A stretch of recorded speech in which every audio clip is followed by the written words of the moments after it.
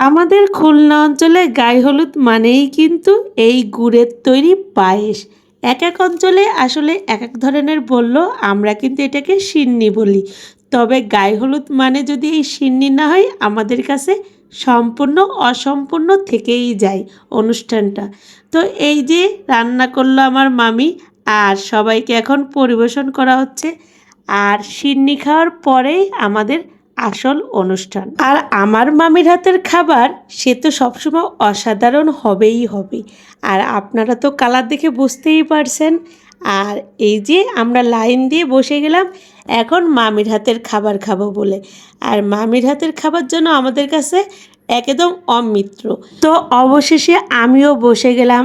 আর দেখেন, বিয়েবাড়ি মানেই তো দুষ্টুমি, হাসি খুশি আর আনন্দেই ভরা।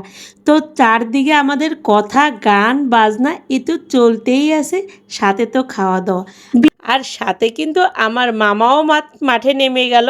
তবে ড্যান্স দেখে আপনারা বুঝতেই পারছেন আমরা কত আনন্দ করছি। আর এপাশে আমার ভাবিকে নিয়েও আমি শুরু করে দিলাম। আর সুন্দর হাতে সুন্দর ভাবির ছোঁয়া না দিলে কি হয় বলেন তো। আর এদিকে কিন্তু আমার ঘর সাজানো চলছে, কোনো কাজই থেমে নেই। একদিকে ড্যান্স, একদিকে ঘর সাজানো। আর আপনাদের তো ফাঁকে ফাঁকে আমি বাসর ঘর অর্ধেক দেখাবো, পুরোটা দেখাবো না। তো ফাঁকে ফাঁকে দেখিয়ে দিচ্ছি, কারণ কোনোটাই আমরা থেমে নেই। এদিকে দেখেন সুন্দর করে, আসলে এই বাসর ঘর দেখার আগ্রহ কিন্তু সবারই জাগে, তাই না? তবে ওদিকে ড্যান্স রেখে আমার আসতে একটু ইচ্ছা করছে না, বিশ্বাস করেন। তারপরেও কি করব, ফাঁকে ফাঁকে এসে একটু ফুটেজ তো নিতেই হবে, তাই না? আর এদিকেও মানে আমরা দুইটা রুম সাজাচ্ছি, এদিকে গায়ে হলুদের জন্য আর ওদিকে তো বাসর ঘর।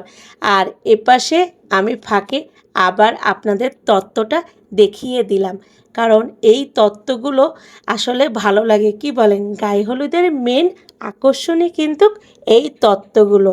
তো বারবারই আপনাদের এই ফুটেজটা দেখে। তো এখন ছেলেকে হলুদ দেওয়ার পালা, তো আমরা রেডি করে ফেললাম। আর ছেলের পাশে যারা আছে ওদেরকে নজর দিয়েন না, কারণ ওরাও ডাক্তারি মানে পড়াশোনা করছে, তারপরে বিয়ে দেওয়া হবে। যতই নজর দেন কোনোটাই কাজ হবে না, কারণ ডাক্তারি শেষ করবে তারপরে ওদের পালা। যাই হোক, অবশেষে চলে আসলাম সবাই মিলে। আর আপনাদের তো বলাই হয়নি, কারণ আমার খালাতো ভাইয়ের বিয়ে হচ্ছে। আর দুই পাশে আমার দুই মামার দুই ছেলে, মানে ওরা আমার মামাতো ভাই। দেখেন না ভাইগুলো কত বড় হয়ে গেল। এই তো সেদিন ওরা সেই ছোট্ট ছিল, এখন দেখতে দেখতে কত বড় হয়ে গেল। আর এটা কিন্তু আমাদের সবার বড় ভাই, মানে আমার খালাতো ভাই বোনদের মধ্যে সবার বড় ভাই। তো বড় ভাই আগে শুরু করলো মিষ্টি মুখ দেওয়া, কারণ বড় থেকেই শুরু করতে হবে, তাই না?